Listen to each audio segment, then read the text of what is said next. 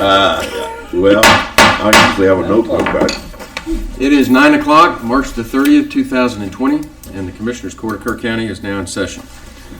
Reminder for everybody to turn off cell phones. There's so few of us here that I've got my cell phone on because I think it's a call-in number. But if you need to have your cell phone on, we'll make an exception today. But step outside to take a call. We don't have any public input because we don't have that many people in the courtroom. The public wants to know, I think we've got 10 in the courtroom when Ben steps back in. Okay, Commissioners' comments. We'll start with 4 today. Start with 4. Boy, I think we all got a little bit of rain, but these are different times right now, and we're getting through it. I see a lot of traffic to our local restaurants and stuff. I'm sure it's not up to scale what they normally have, but I think some people are going out of their way to make sure they're helping them. And we have to remember our businesses that we lean on year in, year out to support our little league or whatever school functions that we ask them to contribute to. So let's remember that now and once all this is over. Good. 3.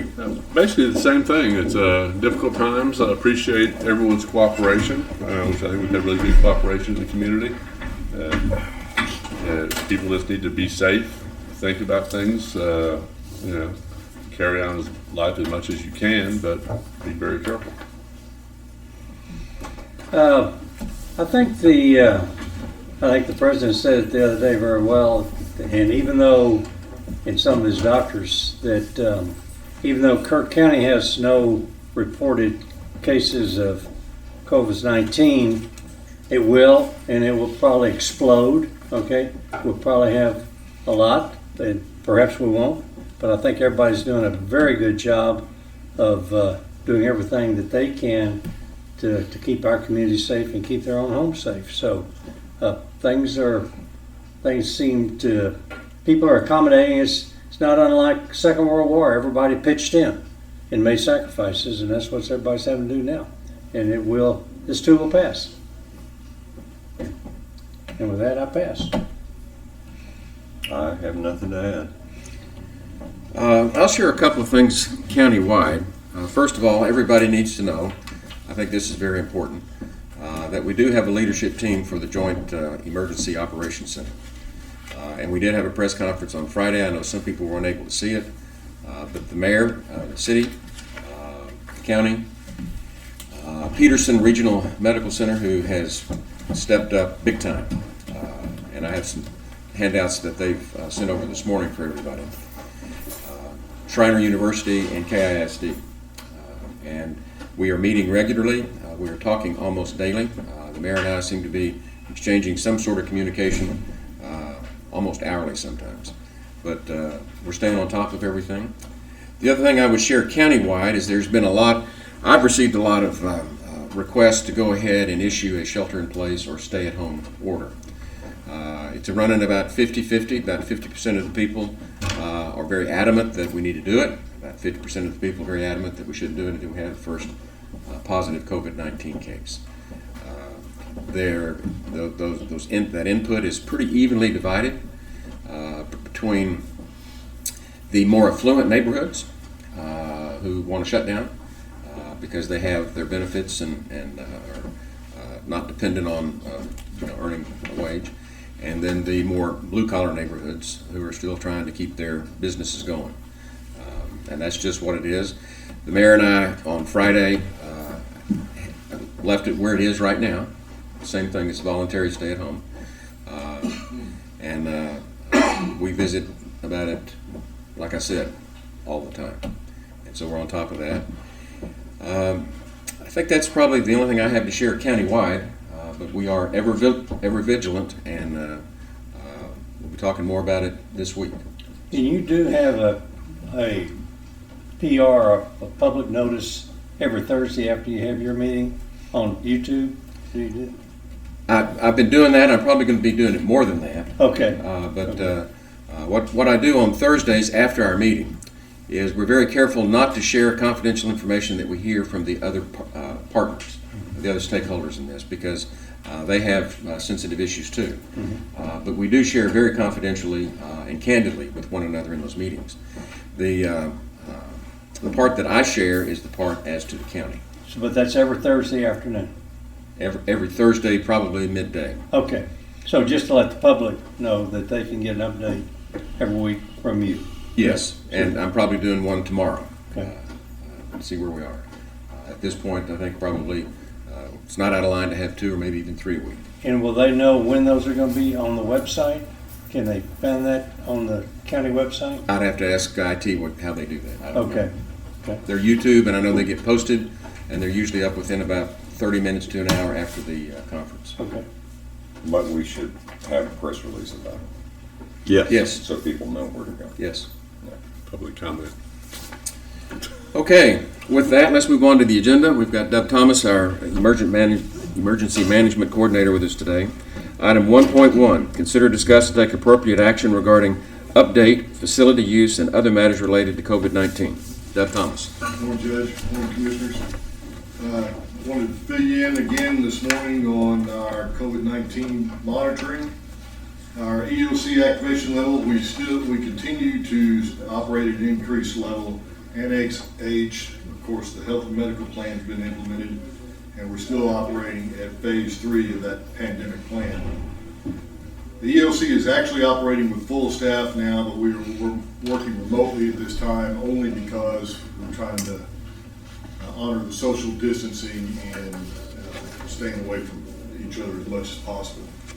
The call center continues to be open for citizens needing information. It's open Monday through Friday, 8 a.m. to 5 p.m. That number is 258-1111. And as of this morning, for last week, ending at 5 o'clock, there were close to 150 COVID-19 related calls to the call center. The current situation, the U.S. total infected is 122,653. U.S. total deaths is 2,112. These come off the CDC sites as well as DSHS. Texas infected is 2,552, total of 34 deaths. Total tests is 25,483. Of that, the private labs have run 22,026 tests. The public labs have run 3,457 tests. Just to kind of give you the numbers for those areas, those counties that are surrounding us. Kendall County has 7 infected, Medina County 3, Llano County 2, Blanco County 1, Burnett County 1, and Kerr County continues to stay at 0. Our operational priorities, public safety is still the top priority and will remain the top priority. We're going to continue to provide timely and accurate information to the public concerning the spread of the virus and ways to avoid becoming infected. We continue to work, the City of Kerrville Emergency Management, Kerrville Fire Department, EMS, Peterson Regional, and all the other stakeholders, and we'll continue to, in infection control, we're going to continue developing tactics to test, isolate, monitor, and treat those folks that have been infected, or those that are under investigation. The mobile testing begins this morning at 9 a.m. The Kerr County Youth Event Center has been opened up.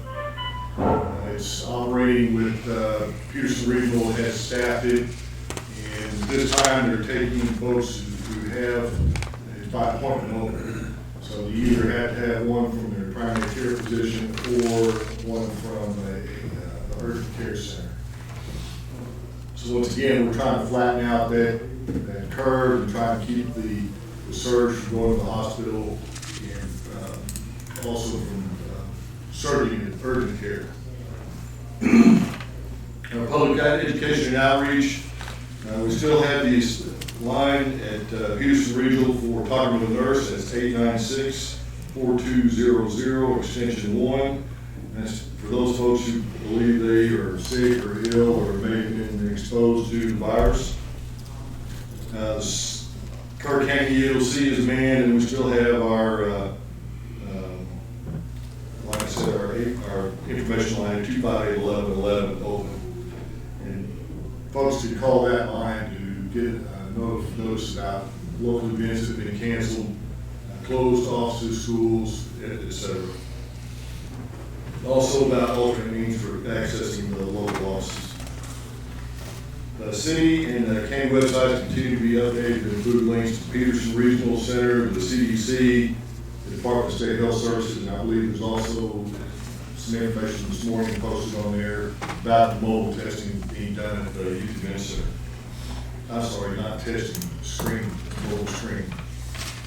We're going to establish a list of recovery resources to assist citizens with information for assistance with food, utilities, and rental assistance. I brought this up the other day. It's going to be important for us to start looking at the economic recovery for this county, and we need to start it now.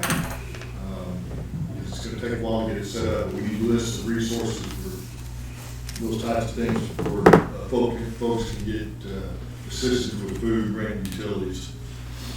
We're currently generating that list, and as soon as I get that list, we'll get it out on the website. It'll also be the call center. Just to kind of reiterate what we talked about last time, part of the economic recovery is the Small Business Administration established an economic injury disaster loan. We can provide up to $2 million in financial assistance. Local businesses that are interested in that can go to www.sba.gov/disaster and click on apply for assistance. And that information is also contained on the Kerr Chamber of Commerce website. In the Department of Health and Human Services, this is reiterated from last week as well. There's a malicious fake online coronavirus map. You click on it, you're liable to get a malware of some kind. The crook can find, if the crooks can figure out a way to get it to you, they'll do it. And this is one of them. So there's John Hopkins University fake website, and once you download that information, you get a load of malware and it starts infecting your computer. Any questions on anything this morning? I got one. Do you have any idea, or do we know if there's some people going to the event center today? Do we have anything scheduled, or?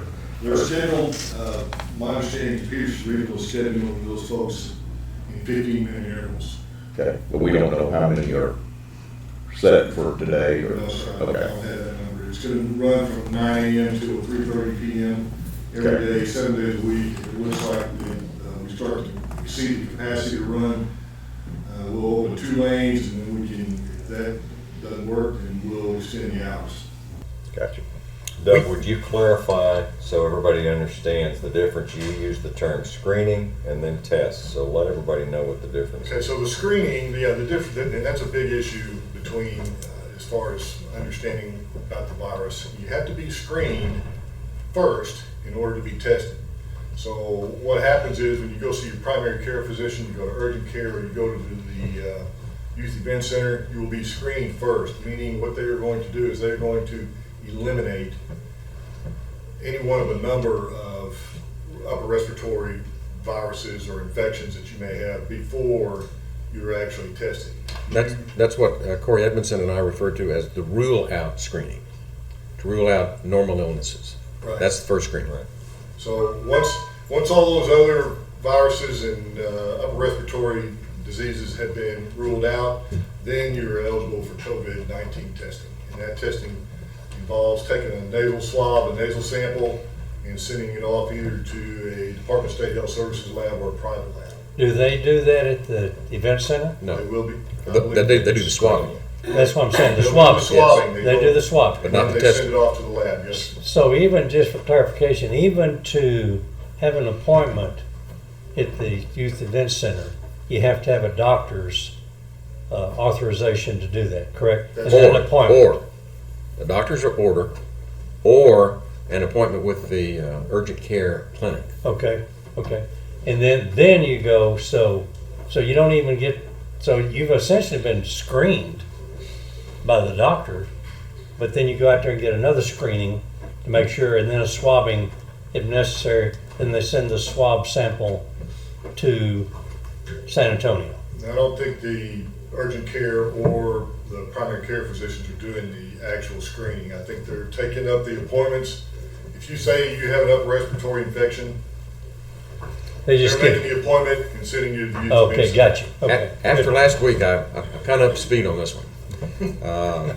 What the doctors and the urgent care center do is they determine whether or not the patients have the symptoms consistent with COVID-19. And if they do, if they're sick, just view it as sick. If they're sick, then they get sent for screening, the rule out screening, because they want to make sure that it's not one of the usual coronaviruses that we get during Flu flu A, season, flu B, and combo. strep, flu, stuff like that. And there's a whole respiratory panel that has over a dozen different viruses that are screened in that process. And that's what they're doing out at the Youth Event Center, is that. There is no testing in Kerr County. We have the rule-out screening, and then we have the COVID-19 screening. Okay. Those are the two levels of screening that we have. Correct. It's also good to mention here that there's a lot of rumor, and when somebody, here's what the judge said reminded me. I was told over the weekend there were people that tested positive at the hospital. I said they didn't test positive at the hospital because they ain't testing them at the hospital. So there's stuff, and the distinction is clear, I hope, for everybody watching, that the test and the screening are two different things. You can go down to the Youth Event Center and be screened today and not get the test. They can say you're fine, you have allergies, whatever, send you on your merry way. Only if you show the real symptoms will you be tested. You're not going to be tested at the hospital. Of course. So there's rumors out there that we need to stop. Well, look, just there's one other rumor that came from the courthouse last week, and that is that the CDC is calling individuals. The CDC is not calling individuals. If you hear that, just discard it. That is a false rumor. I'm sorry. Go ahead, Commissioner. Well, I was going to say one thing we have contributing to some people wanting screened is we got oak pollen through the roof right now. Yeah. I mean, it's ridiculous. I call it moke. Yeah. Mold and oak. Yeah, yeah. If someone screens negative on the rule out screening, how then does the test get ordered? Okay, I can explain that. Okay. Let me kind of back up. Corey Edmondson did a masterful job of explaining all of this at the press conference on Friday, and that video should be available on the city's website because they recorded it all. He did an excellent job. He also has provided, and don't let me forget your question. Yours was what? If someone screens negative on the rule out screening, how then do they get the? Yes. Okay, let me answer that question Okay. directly. If you get a negative on your rule out screening that says that you're sick with something other than the normal things, that's what it tells people. That's what we had last week. Okay, somebody was sick with something other than that. Then you go, if it's reported negative, that is reported to the state health officials, and they have their own criteria for determining who will be approved for a COVID-19 test. That authorization comes directly from the state health authorities, state health system. And so you get on a list, and it may be that you meet the criteria and you're ordered to take a test, or you don't meet their criteria. I don't know exactly what their criteria is. That's way above our pay grade. But they have healthcare professionals that are screening that. Okay?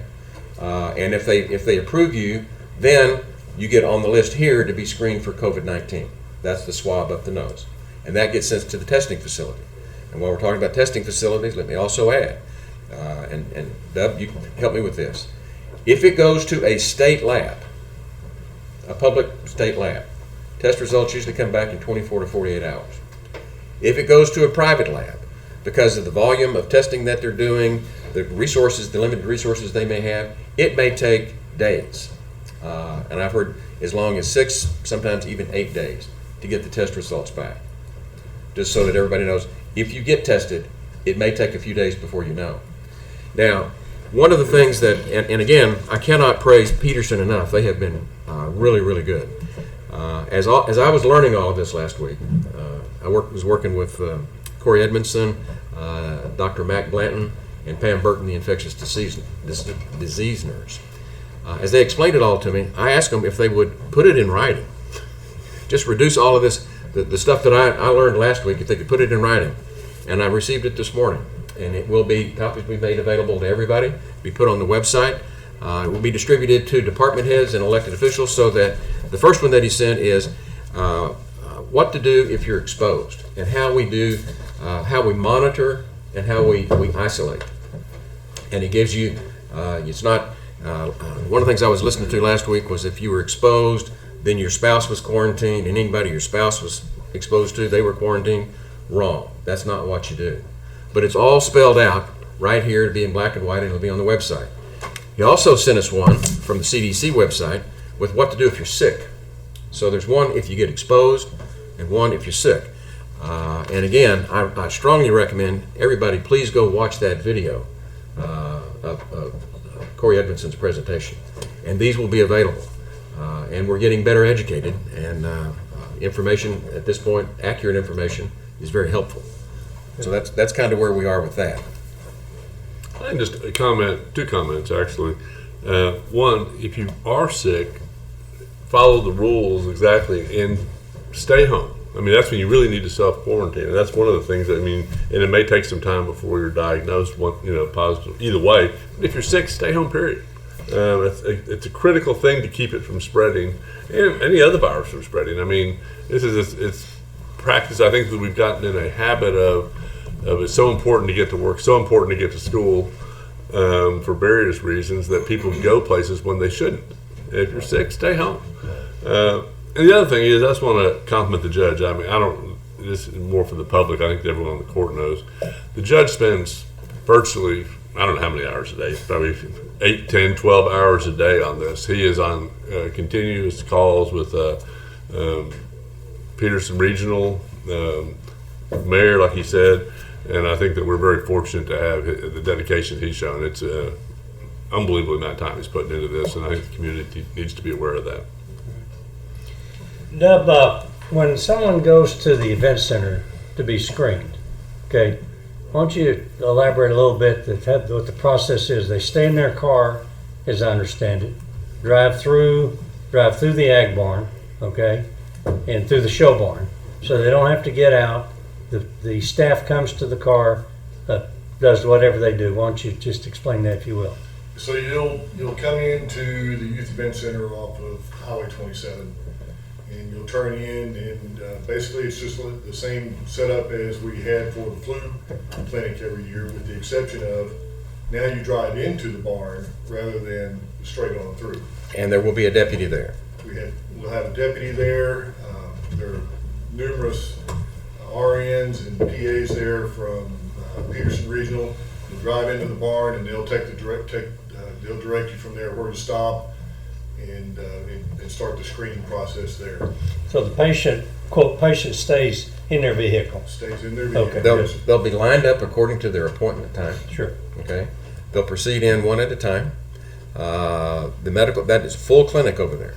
Well, we call it the show barn, but it is a full clinic. There will be physicians there.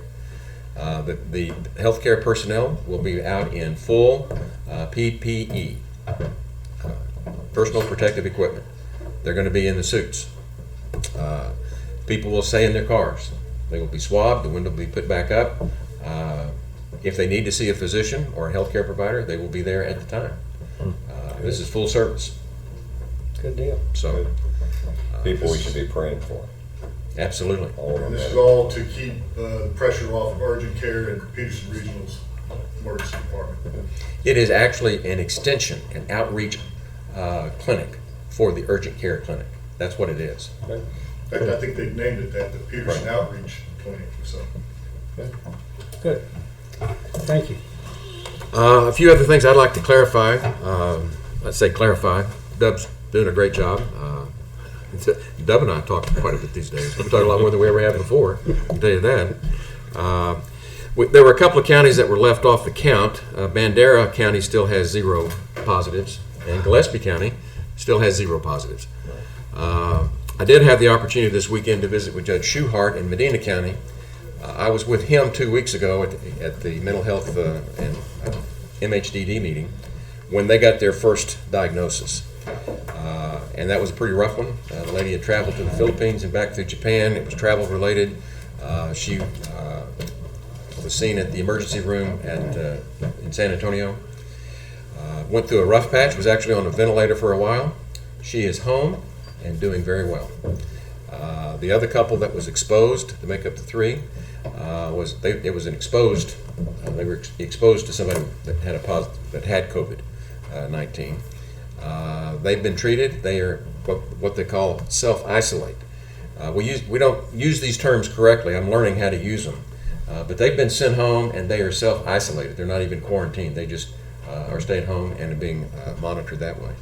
So over the last 2 weeks, they've had 3 in Medina County. They do not have a shelter in place or stay at home order. And their 3 are doing well. Now, let's all pray that we're that lucky and that blessed. But the surrounding counties are doing pretty good. Judge, can you explain the difference between self-quarantine and self-isolate? Yes, self-isolate. If you're sick, you self-isolate. If you are diagnosed with the positive, you're going to be self-quarantined. Okay. And self-monitor. I'll walk you through just an example, and I'll give you a real-life example because we had it right here at the courthouse. We had somebody that in one of our offices that got sick, and they came to the office and reported sick. And then there was a lot of confusion, and we had the rumor of the false positive, of the presumptive positive. And at that point,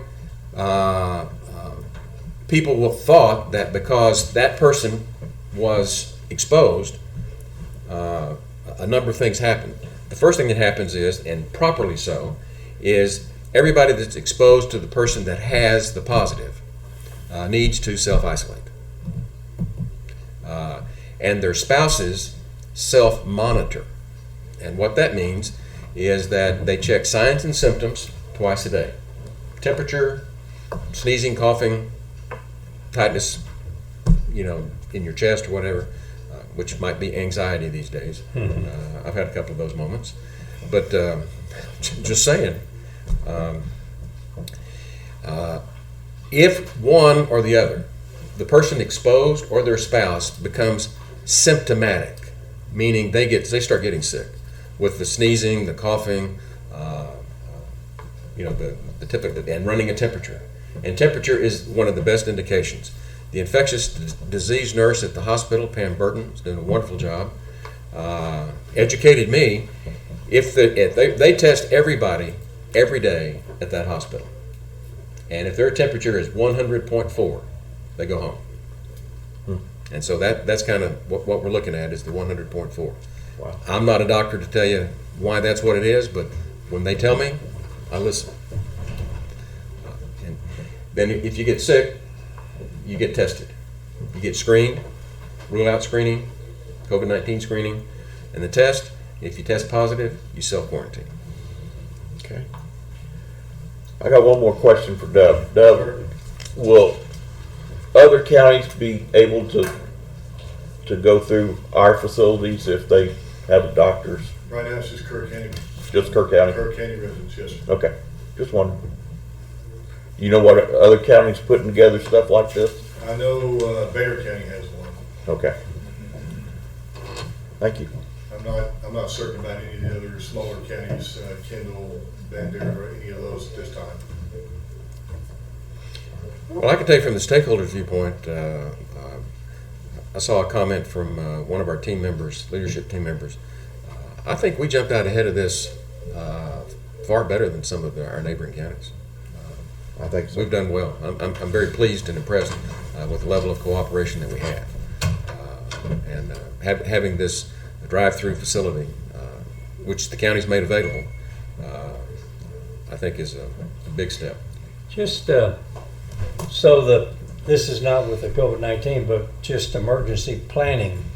I think Dub says we have 22 annexes in the emergency management plan, which is an extremely good plan. So if we have a fire or a flood or airplane crash or anything, the team is ready to go. They know exactly who's in charge, who's supporting, what all resources are available. So name the emergency, and the county has a plan for it. So I think that says a lot for county preparedness. So, and let me say this about the emergency management team. I've talked about the stakeholders, and that's us. That's the mayor and me and the superintendent and president of Schreiner University. The emergency management team are the guys like Dub. Dub is our emergency management coordinator.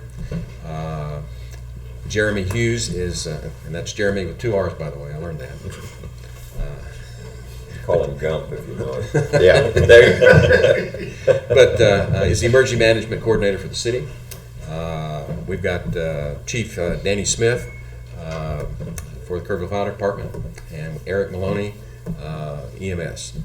And they work seamlessly, and they're in touch with each other nearly constantly. Very good. So, very good report. Thanks, Judge. Judge, I would like to say one more thing. I think the key to keeping the virus out of Kerr County is that everybody needs to understand that social distancing is going to be key to keeping it away and keeping it from spreading. So everybody needs to keep following those rules. Groups less than 10 and stay 6 feet away from each other. Continue to wash your hands, disinfect those surfaces around you. So I want to keep, that's the message we need to keep pushing out. And the other thing I would share with that is, while there is no shelter-in-place order or stay-at-home order, I think that terminology is shifting these days. Unless it is essential, don't do it. Stay home. Be careful. Be smart and be careful. There's no need to be out there. There are a lot of people that are moving around that really don't need to be doing it right now. And the more people that we could get to voluntarily stay home, the better it would be for everyone. I will add, you should gas up all your vehicles while gas is cheap. Just take a run down to the gas station and gas them up. And it's coming down. Yeah, we've Just got go cheap say- gas and no place to It go. may be cheaper next week. Yeah, it will be cheaper next week. And I was at what they call the little HEB now, and there were eggs and toilet paper on Saturdays. So, Wow. Coming on along. thank you, Doug. Yes, sir. Thank y'all. Good job, Shady. Serious stuff. We can joke about it a little bit, but Yeah. it's still serious. Let's go to item 1.2. Consider, discuss, and take appropriate action to extend the local state of disaster due to a public health and economic emergency proclamation that I signed on March the 24th.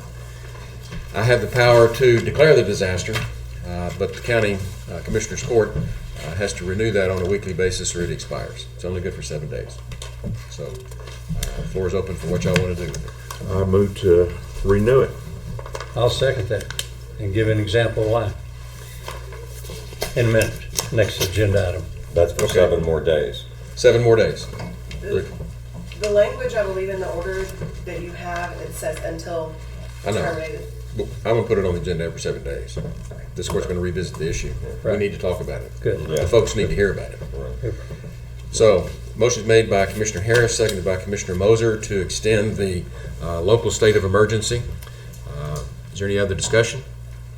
All those in favor, raise your hand. Unanimous, 5-0. Item 1.3, update regarding actions being taken to prevent any interruption of 911 service in Kerr County from trenching and boring on Texas Highway 27. Commissioner Moser. Thank you, Judge. Because of the emergency economic declaration that you That's signed. clear. Okay, you declared, okay? We were able to use that as a negotiating item with several people. Number one, it's to assure communications with 911 is not interrupted during this time, which there could be a big influx of 911 calls. I don't mean to interrupt, Sure. but you're the one that educated me. This is not just 911. It's telephone service. It's internet service. This is being connected to the rest of the county. Right. And internet service is probably, well, 911 calls are extremely important. Internet service is even more so important today. There is a threat, okay, with some fiber optics line that's being run from San Antonio to KISD, and that's what's going on along Highway 27. There have been interruptions in the past. We met the other day with 911, the company that's doing the work, ZAYO, Z-A-Y-O, ZAYO, out of Colorado, with the education center in San Antonio who's putting in the cable system with all of those people, and with the telephone companies, Windstream and the HCTC, Hill Country Telephone Co-op. Okay, so we all sat together. We identified where critical areas were. We identified one area, which I will not say where it is. It was a single point failure. Okay, if that line was being put in, interrupted the cable, Windstream's connectivity right there, their fiber optics line, the whole system is down, internet and everything else. So we had an agreement to stop work on that instantly, and they stopped work immediately.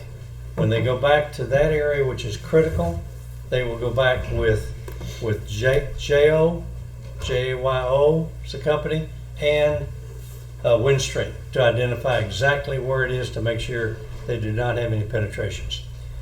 It's important too, we learned that even though there's 4 years ago in 2016, we had assured that we have redundant paths between 911 and for all their activities. Found out if one of the lines is cut, half of their capability goes down though. They can handle 10 calls simultaneously anytime. But if one line's cut, they only can handle 5 calls. So therefore, we've got a critical situation. So because of the emergency declaration that's in place, we were able to, we had option A, fix it, or option B, we'll impose the declaration and shut you down. And so it was, I don't think we had to talk about option B, but it was on the table as an option. But So it was a voluntary solution it was a voluntary solution, and a collaborative solution. and collaborative, everybody agreed. Good. The KIS, the Education Center in San Antonio, who's paying for this fiber optic system all the way to KISD, they have to have their work complete by July for them to get reimbursed from the state and the federal government for this work. Probably could be extended if necessary. So they've got a deadline too. And the contractor has, groups of people, large groups of people. They're working aggressively this morning as I drove past them. So it was a very good solution. It was a good thing to have, fully cooperative. Everybody understood. But we also learned some things about 911 communication that some of us didn't know about, some single point failures still. So they're Critical working on region. it now, but under different guidelines? Is that Where they're the working takeaway? now, they cannot interfere with any service. We've mapped that out. The other thing is, we'll have a map of all of, this week, we'll have a map of all of 911 service routes, and we'll have from TxDOT all permits that they have of work that could be going on in the future. So we'll have that as another stay in front of this whole problem. So that's it. I think it was a good effort, and to compliment everybody that participated in this to fix the problem, to avoid a problem, not to fix it, avoid a problem. It was good work for the 911 folks to alert us to what was going on. Correct. Yeah. Correct. For Mark Del Toro to Yeah. have his eye on this. Okay, Good job, Tom. that's it. Okay. I think we've covered item 1.4, but I'm going to go ahead and call it. Consider, discuss, and take appropriate action to sponsor use of the Hill Country Youth Event Center by Peterson Health for a drive-through screening station for patients experiencing symptoms of COVID-19. The reason that this is on here is they needed approval for us to use the Hill Country Youth Event Center before we could have this meeting today. So I gave the approval. I just need ratification that it's okay. I make a motion that we continue with allowing Peterson Regional Hospital to use the youth event center At as no needed. cost. At no cost, as needed. And by the way, the sheriff's department has volunteered, provided the law enforcement at the facility. Good. Now, technically, since you declared what you have, you really don't need us to do this, do you? It's Well, authorization. The only way that Jake could do it, and we're going to get down in the weeds here a little bit, Yeah. was to put him under a contract, a regular arm's length contract, Okay. which we let him do with the understanding that the court would say that's going to be without charge. Okay. And so we did it legally, But we just don't, we want to make sure that everybody knows that we're contributing this. Is this, how long is the contract? It's open-ended? I think they're going to do this for, I don't know. I think at least 2 weeks. And I'll have to check with them. That's a good question. I'll get you an answer on that. I will say that I want to commend both Spectrum and Jake. They immediately, when they got this, started acting. Jake talked to the legal team up the chain with Spectrum. They were very supportive of doing it, and he coordinated as quickly as you possibly could to make this happen with a couple of emails to myself as liaison and the county judge. Hats off to Spectrum and Jake for helping coordinate this immediately. Could we make that motion such that it authorizes this agreement, this contract, as long as the emergency declaration is in place? That'll give you the Do you want to amend authority. your motion to that? I made it, but it's. You made it? I think I left this open-ended. I mean, I have no problem with that, but Yeah. Leave it somehow so that it can stay open as long as necessary. Yeah. right. Yeah. I agree. I mean, that was the intent. That Okay. we stay open as long as we Okay, good deal. Okay. So I'll second it if nobody seconded. Commissioner Harris already has. Oh, you got it? Motion was made by Commissioner Lett, seconded by Commissioner Harris, to approve use of the Hill Country Youth Event Center by Peterson Health for the drive-through screening. At no cost. At no cost, indefinitely. The only thing I'd like to add, in complimenting Spectrum and Jake and all them working on this, the more we do, the quicker we do it, should get business back to normal.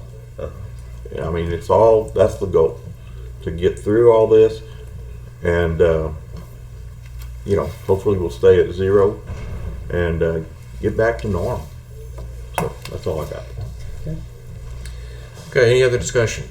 Those in favor, raise your hand. Unanimous, 5-0. 1.5, consider, discuss, and take appropriate action regarding an administrative leave policy. Ms. Doss? Good morning. Morning. This is Jennifer Doss. Good morning. There are certain situations where employees are not able to work from home. Either they don't have laptops or there's just nothing to do. So in those cases, If you could talk right into the microphone. I was hoping that you could develop an admin leave policy. Or at least contain and talk about it. I don't think it's an admin leave policy. I think we need to follow the rules set out by the federal government under their policy, and I think it's pretty self-explanatory. There are some people that can't work from home because of the nature of their job. Correct. So, And we do have 80 COVID sick hours for employees to use for those situations. If they're staying home to take care of a child, or if they're ill, or if they're trying to keep their family members safe. So, but once those 80 hours start to run out, then we're going to I have to think decide. 80 hours is a while. I think we can, we'll come back wait to a it little later. bit, but I think it's a fine line in my mind between keeping everyone safe, employees included, and doing our job as government. And I think that there's the two big obvious ones that really can't work from home are the Sheriff's Department and Road and Bridge Department. And I think that they but you can't single out just because they work for those departments, treat them differently. The federal policy that came down that gives the extended. No, this is the call-in number that Jody gave out. Yeah. the federal policy is pretty clear, and it's, to me it makes sense. And it's some of the, if you have a child at home, you can't have a small child at home. Some of them require a doctor's request. If there's a spouse or something, they take the doctor's request. If someone else in the household to take care of, or an elderly parent, this is something to the doctor. And to me, that's how we should continue. Right. The expanded FMLA does call for from weeks for the final 10 weeks. First 2 weeks are unpaid, but 10 weeks of at least 2/3 the rate of pay if the child's school is closed. or daycare facility is I unavailable. believe it says it may. I think the county has the option of paying that for the full amount. Correct. It just has to. And I would support that. I would support paying it the full amount if you're meeting the criteria. So somebody summarize what the policy is now. Basically, FMLA expansion calls for 10 weeks of pay at least 2/3 their regular rate should they need to stay home to take care of a child if the school is closed or the daycare facility is closed or unavailable if they have an individual babysitter, if that sitter is unavailable.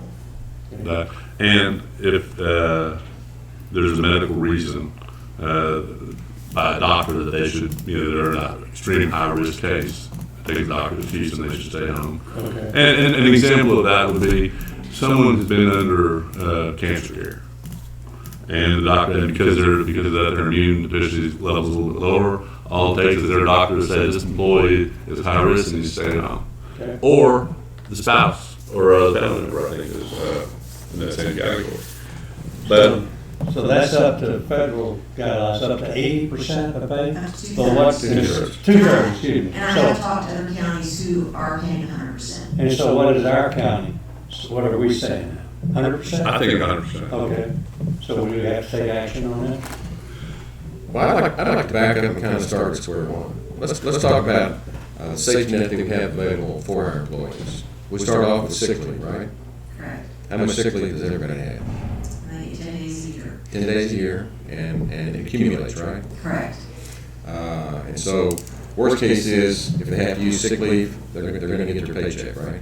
Correct. Okay. Next, we have what the federal government's enacted for this, the COVID sick, right? Right? 80 hours, Correct? 2 weeks, Yes, sir. okay.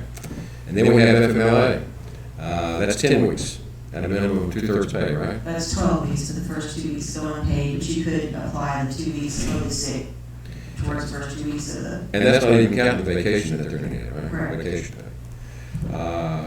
And I'm just trying to make the distinction of the benefits that we have here at the county, the city, and some of our major employers in town, that a lot of people in this county simply do not have. The people that are independent contractors that work on their own, I call them chucks and trucks. Chucks and trucks don't even get unemployment because they don't have unemployment insurance. And so I think we're treating our people extremely well. Yeah.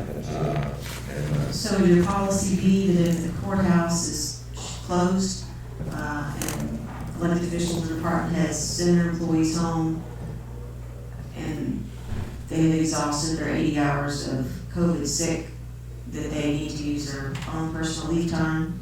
No, ma'am, you know what? And I don't mean to be short, but I am an old Army man, and we're in battle here, and we're on the front lines. And we'll worry about the paychecks once this battle's won. And that's where I stand on it. And So I want to be crystal clear. some people are gonna get something from the federal government in addition to this. Well, we're going to make sure everybody's taken care of. The fiasco we had last week about the announcement of the admin policy, and I have it back on the agenda today, I'm frankly not ready to deal with it until we get ahead of this thing and quit worrying about how we're going to pay people, which jar benefits is going to come out of, which bucket of benefits. So bottom line, what you just said was, I think it needs to be made very clear. Everybody will get paid that works for the county. Absolutely. Don't worry what bucket or how they get paid later, but everybody's gonna get paid. Okay, I completely understand, it's just that I have to field those specific questions. Okay? So, Everybody- just to clarify, if an employee in any department says, I don't feel safe working, I'm not going to work anymore. He can take off. She And can take off. but that may be without pay? Or it's all guaranteed pay? We're gonna pay everybody. My thought is that we pay everybody, okay? They don't miss a paycheck here. We may decide what bucket that comes out of. Is that gonna be their sick leave? Is that gonna be the COVID leave? Is that gonna be the FMLA or what have you? Or vacation. But they're gonna get paid. That's right. And let's win the battle and then figure out which bucket we're gonna pay them out of. Yes, sir. That's pretty simple. And I think then, if we have employees that get to this, using up all of those hours, those days, we'll certainly be meeting weekly. You need to keep up with that, because at some point, we will exhaust, or we hopefully we won't, but we may exhaust all of this. And we'll monitor it weekly. Yeah, hopefully we don't, but a lot. Very good. Sheriff, you stood? The only clarification I'd like to make, I think. If you step up to the microphone so the folks at home can hear you. The only clarification I'd like to make, I think what Jennifer's talking about would apply directly to direct county employees and not elected official employees.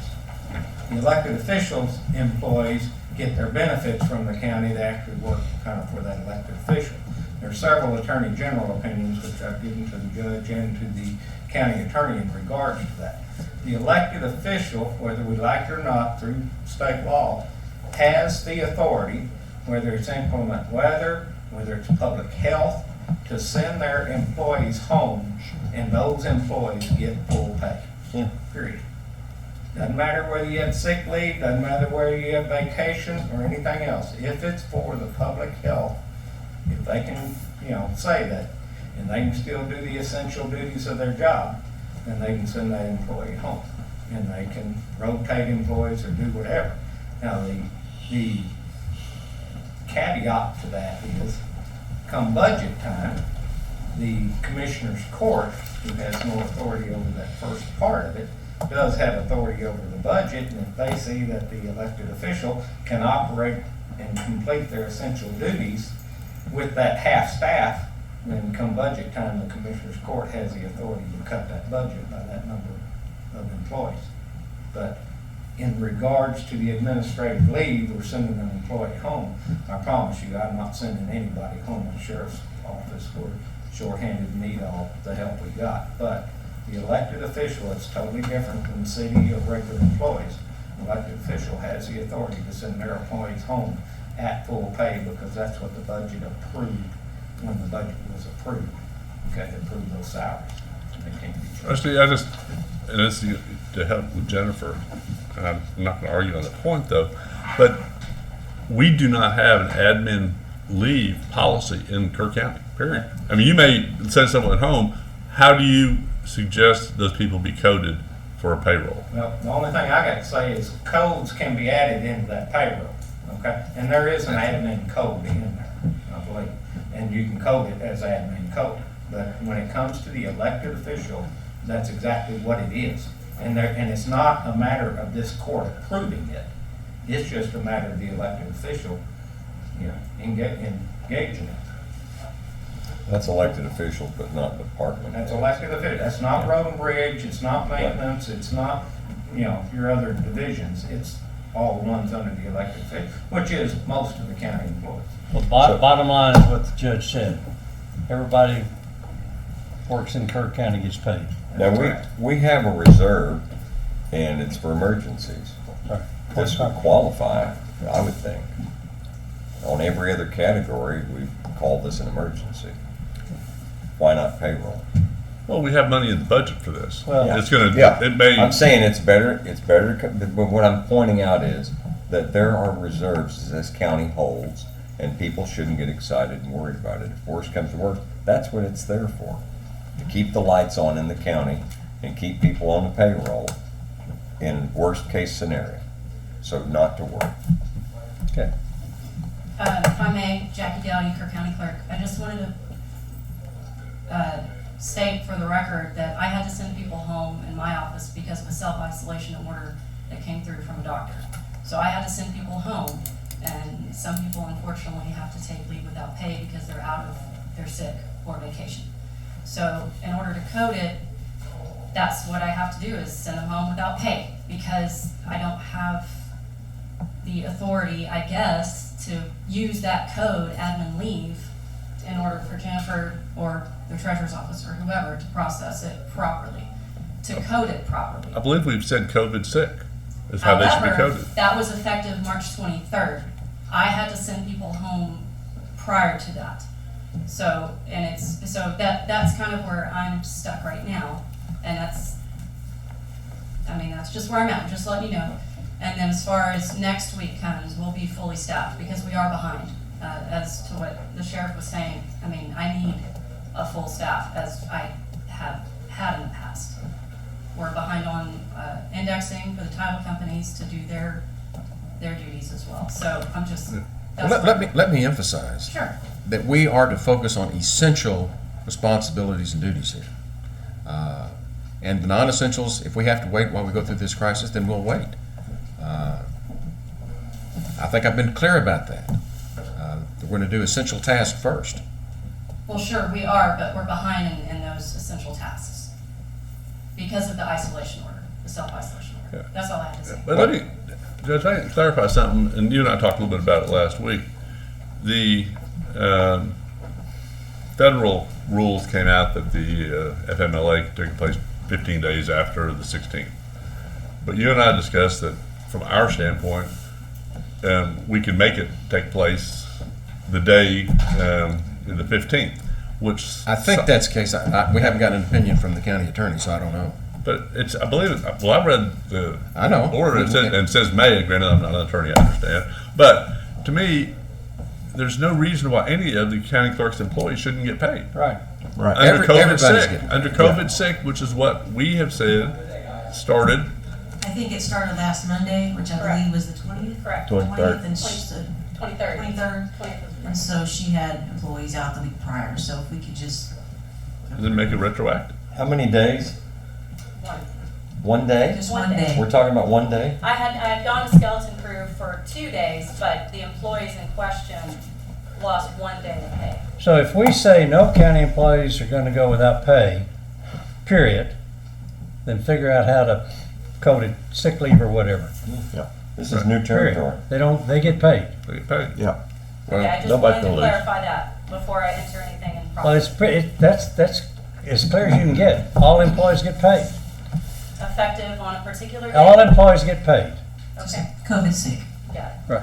Thank you. Mm-hmm. I'll have to backtrack Okay. my entry. As the judge said, we'll figure out what bucket it comes from later. Right. Well, I want to be crystal clear. Crystal clear. We are in the business of taking care of the public's needs right now. And that comes first. And quite frankly, I'm a little distracted having to deal with this issue today when we've already said everybody's getting paid. I want to win this battle. I want to win this war first.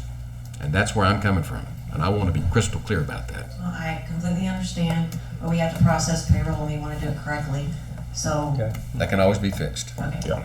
And I did want to clarify, the admin leave, although we don't have a policy, the times it has been used in the past is for inclement weather. Also, when we've had a courthouse funeral, somebody's passed and the department lets their employees go to the funeral. That's the only cases that I'm aware of that we've used admin leave. We probably should address that in our policy to clarify that. Well, I want to start focusing on taking care of the public and not ourselves. Okay, thank you. Okay. Good job, ladies. Next item on the agenda is 1.6. I saw James Robles out there. Consider, discuss, and take appropriate action to accept the annual financial report, which includes the independent auditor's report and audited financial statements for the period ending September 30, 2019, as presented by Armstrong, Vaughn, and Associates, Inc. And this is a time-sensitive matter, is the reason we're taking it up today. We're having it, I believe Judge will be here in just a second. Okay. I think we've got the report right here. Everybody should have a copy of the report. Yeah, I will say, I mentioned to the auditor, I'm not sure what they're gonna present, but that a summary is probably acceptable today, and if we have specific questions and want to go into it in detail, we can do that at a later I love date. it. Yeah, I agree. Okay. She's calling in right now. Okay. Debbie is. So the public knows, this is Tanya Shelton, the county auditor, and James Robles. Y'all have the presentation that she's gonna give, Hello? was passed out to you. Hello? Morning. Good morning. This How are you? this is the call. Okay. Please identify yourself. This is Debbie Frazier from Armstrong, Vaughn and Associates. Okay, Ms. Frazier, you may proceed. Jonathan, Okay. make your point. Well, good morning. I'd like to thank Debbie, let me make everybody a quick for... comment that, and I don't know if Tanya mentioned it to you, but we could probably, as brief as we can go through it today, I know we have to approve it today. Okay. But we may ask you to come back at a later date when things are a little bit calmer and go over a kind of the full presentation y'all usually make. Oh, Oh, okay. Well, I'd just like to tell you then that we're giving you an unmodified audit report, and that basically means that after adjustments, your financial statements are fairly stated and materially correct. We only had 2 audit adjustments, which I think is very favorable for the audit department, audit staff, and I think they should be very happy. I do want to point out that we had a couple comments, and maybe we could go over those in person later on, and how maybe go over the suggestions on how to improve those.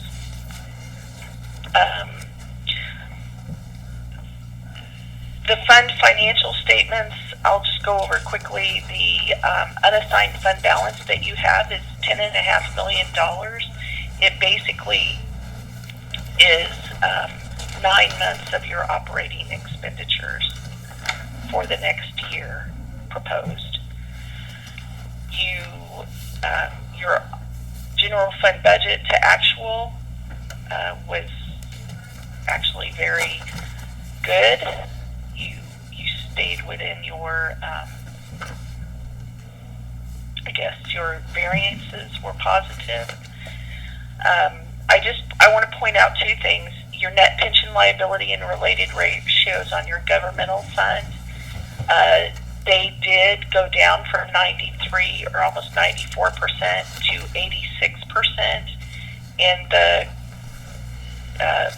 change between 2017 and 18, because those are based on actuarial studies performed on the calendar year by TCDRS.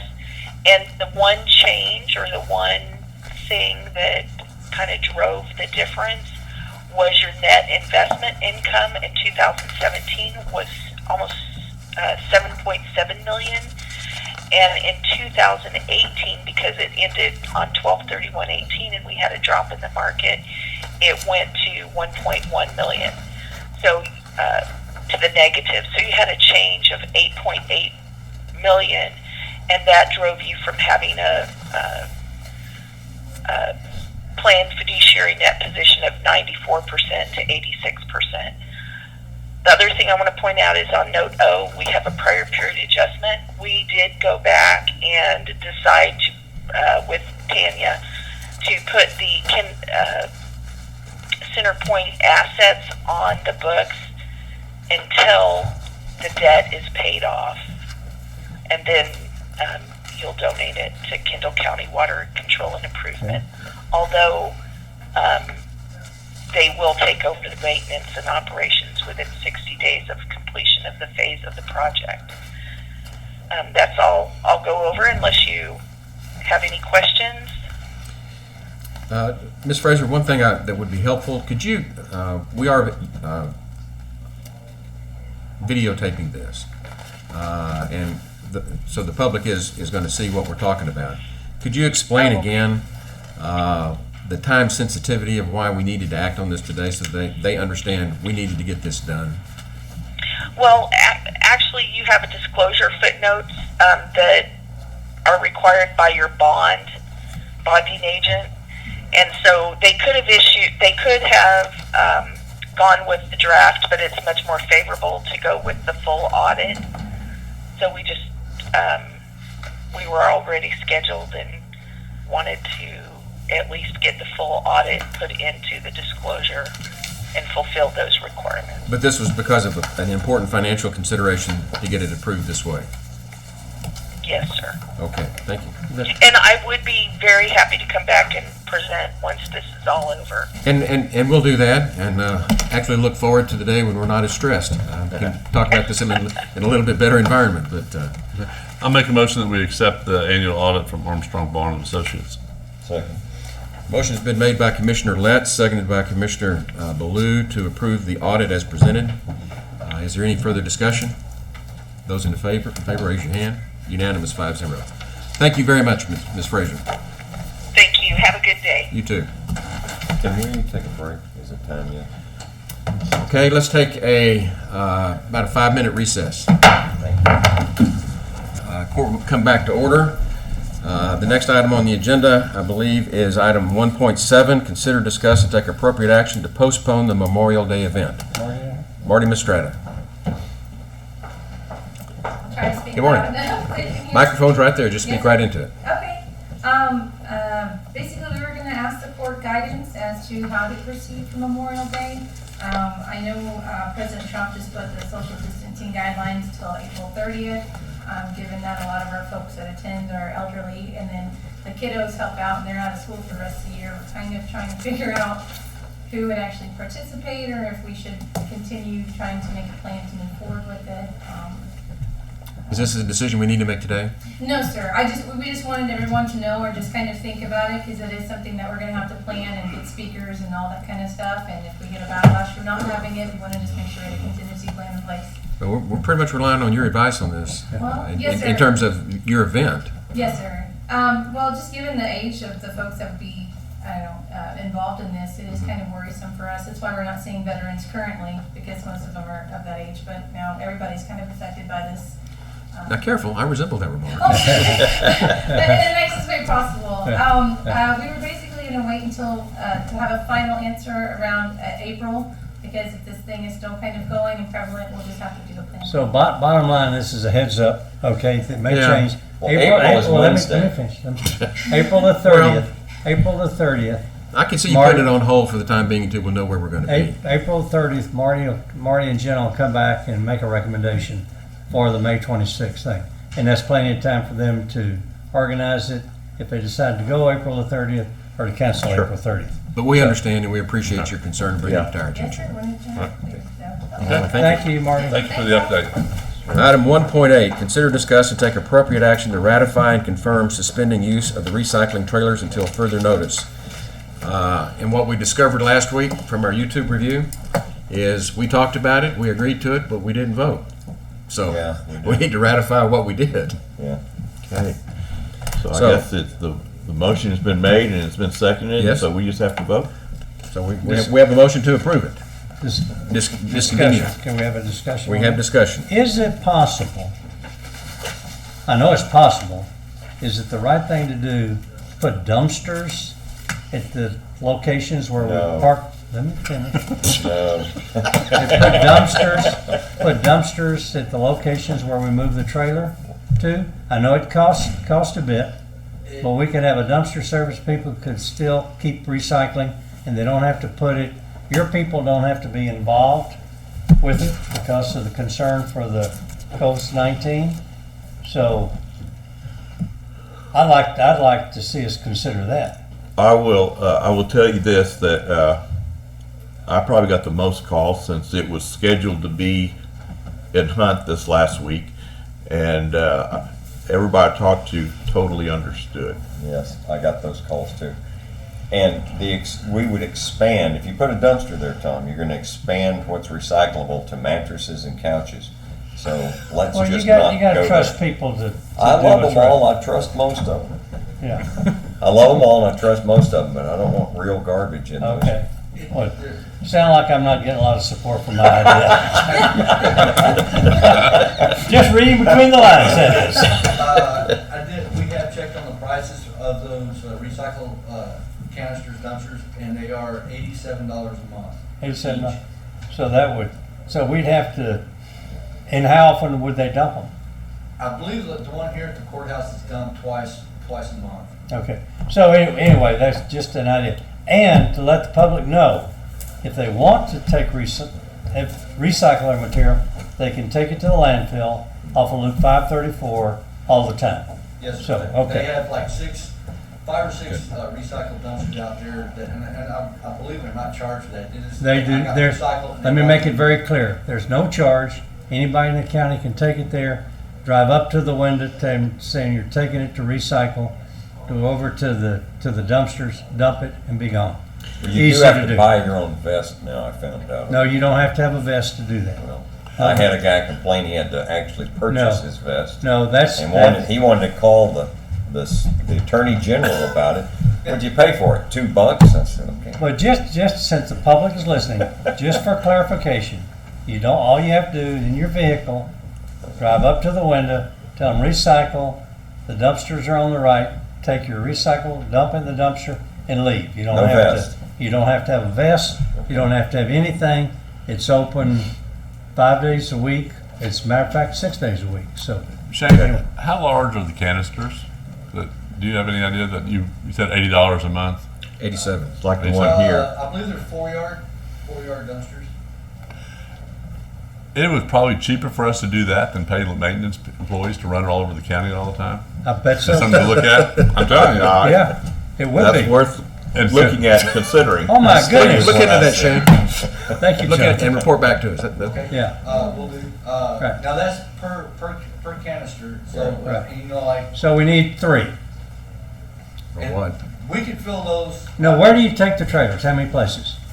4 different. Well, we have 3 different places that travels to monthly, and then we have the McFarland and Hayes at the shop that stays there all the time, and that one's the one that garners the most. So you got 4. 4 places. Yeah. Yes. 4 times 9 is $360 a month. Times 12. You'd have to just. Yeah, per month, I said. Yeah. 360 times. And no charge for 12, that. that's. You're right. And one of the problems we ran into with having the dumpsters at, like, say, Hunt, that they won't service out there because they don't have a route out there. That was one of the kind of returning factors for that. Okay. Anyway, one thing I want to add, and there was, I've got a call that asked, since it wasn't going to be at Hunt, would it be at McFarland? But we don't even have the one at McFarland at the shop being used right now. So the people need to go out to That's this. the motion on the table, is to not have it there. And it's not having it yet. Not having it. Right, And, right. the deal was that the employees had to climb up inside of them, there were water bottles and jugs, and they felt like they were being exposed. I know I found out over the weekend also, recycle places aren't taking aluminum cans for the same precaution. Don't confuse the landfill with that, because you I'm can still telling take you your aluminum that. can. Oh. They sell, some people sell theirs, they don't give them away. Everybody's taking precautions. Everybody's taking the precaution. Everyone has an opinion on this topic. We do have a motion, it's Commissioner Harris's motion, which was to discontinue recycling during this crisis. Correct? Okay. Any other discussion? Those in favor, raise your hand. Unanimous 5-0. You can still do it at the dump, folks. Okay, 1.9. Thanks, Shane. Consider, discuss, and take appropriate action to ratify and confirm the resolution approving the submission of the grant application for the Kerr County Crime Victim Services Department. Ms. Peter. Yes, sir, this is actually a mistake on my part. In the original resolution up at the top, and the grant manager has asked that we correct it. It used to be a 2-year grant, it went to a 1-year grant, and that's all that you're doing is re-signing. So instead of it saying 20 to 22, 21. Well, just so the public understands what we're talking about, the grant application that you submitted got kicked back because of this little technical glitch that needs to be corrected. Really wasn't kicked back because it has, I don't want anybody to think that we're not getting it already. It's not kicked back. All it was just a technical error that. Comment? Exactly. It was basically a comment. And so we're addressing their comment. Absolutely. Okay. Make motion we approve the revised resolution for the Kerr County Crime Victims Services. Granted. Second. Okay, motion been made by Commissioner Letts, seconded by Commissioner Moser. Okay, good. Wasn't it? Yeah. That was. There. The other ball didn't get it.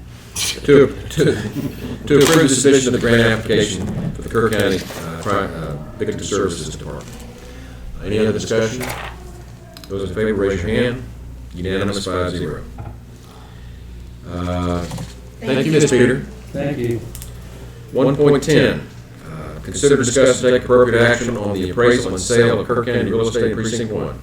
You skip 10. No. You 10. skip one. Yeah. What? You did 11. Well, you said 10, but you read 11. Okay.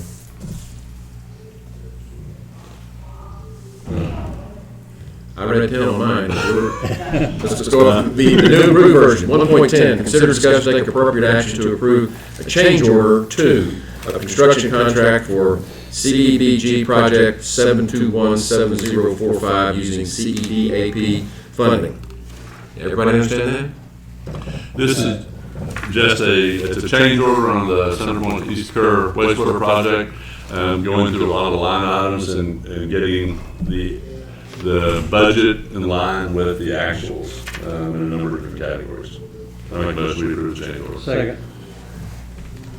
There is, there is a net increase into this of the $1,386,338.35, but that is within the budget and the road contingency line item.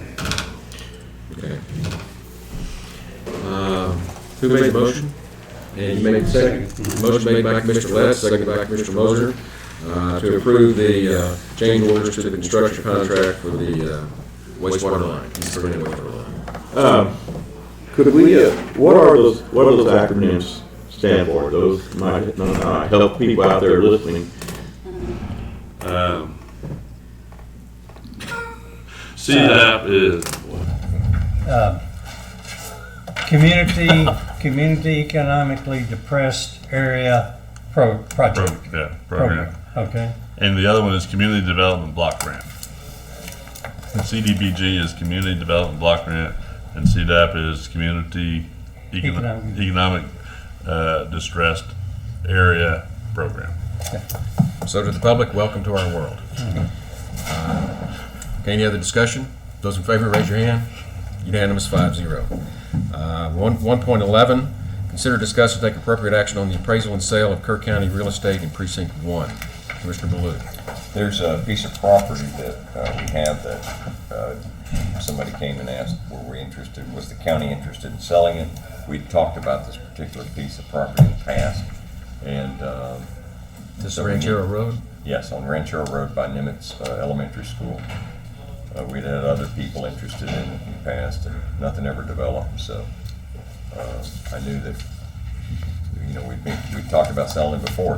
Here's somebody that's a possible buyer, but we need to know the value of it. So We can add that to the list that Mr. Mark was doing. I suspect it will be in line with the other. I think we'd already talked about putting that on the list too. Right, we talked about it, but we didn't. It's not on the actual list of the right. court order. Well, this one having a potential buyer right now, I thought we'd bump it Make a up motion. ahead. Okay. My motion is that we get it appraised. Second. Correction, it's in precinct 2, but that's good. Ranchero Road? No, on the other side of the rancher. You're on the right side, on the left. Okay, well, you make the motion. No, I don't. I second your motion. Okay, this is in Precinct 1.5. Actually, it's in a little cutout there, because if you go further back in. Gerrymandering. Yeah, it's gerrymandering. Okay. Sorry, Tom. No, that's okay. So, motion was made by Commissioner Baloo, seconded by Commissioner Letts to Moser. Precinct 3. To get the property on Ranchero Road appraised. And the motion would be to add it to the list of, that Mr. Markwood is Right. his list of appraisals he's currently preparing. Good. Yes. Okay. Any other discussion? How big is it? It's just a little high. It's probably a couple of acres. 2 acres. Maybe. Yeah, something like that. I went and drove out there and looked at it, and anyway, next time anybody Did you asks me trespass something, I'm on going to say, talk Precinct to 2 Mosher about property? What? Did you trespass on Precinct 2 property? Apparently. I left nothing but footsteps. Okay, those in favor, raise your hand. Unanimous, 5-0. Okay. Yeah. Approval agenda. Ms. Shelton. Bill paid. Invoices for today's approval include $411,468.24 for Kerr County, $4,761.93 for the airport, $1,068 for adult probation, $35,060.20 for juvenile probation, district clerk, $83,092.54, and the 198 DA forfeiture is $54.40. Move for approval as presented by the auditor. Second. Motion's been made by Commissioner Moser, seconded by Commissioner Baloo to approve payment of the bills as presented. Any further discussion? Those in favor, raise your hand. Unanimous, 5-0. Budget amendments. We have 4 budget amendments today. All of them are under $1,700. And 2 of them, we are certifying that this is new revenue. Okay. Make a motion we approve the budget amendments as presented. Second. Motion's been made by Commissioner Letts and seconded by Commissioner Harris to approve the budget amendments as presented. Any further discussion? Those in favor, raise your hand. Unanimous, 5-0. Late bills. There are not any. And you have anything else? Okay, thank you. Then the next item on the agenda is court orders. I didn't even think to look at the court orders. Well, We'll then put that off for a week. Why don't we pass them and we'll just do them next week? Okay. Then item 3.1, do we have any semi-annual reports on projects or activities? Okay, we'll pass that. 3.2, quarterly status reports from liaison commissioners on projects and activities. Do we have any? Okay, we'll pass that. And then status reports from liaison commissioners. Anything on that? Nothing's happening. I will say, animal control, I've been with Reagan quite a few times, and they have modified their operations out there some. The doors are pretty much closed. It's kind of by appointment only. There is some signage up there. They were concerned about the number. It seemed to be like a place for people to go when they had nothing else to do. So they've really limited it. They're trying to really reduce intakes as much as possible, trying to work with people. And a large part of the reason is the area rescues are pretty much closed where most of our intakes go. So they made adjustments there. And then last Thursday, Reagan and I met with several representatives of Kerrville Pets Alive and just kind of went over some of those operational changes and kind of working on an agreement with that organization. But very positive meeting. Good things to know.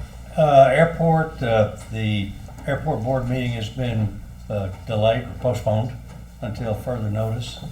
KEDC, Gil Salinas is acting as CEO and president of KEDC, and the agreement with Chamber of Commerce on services and all is being negotiated.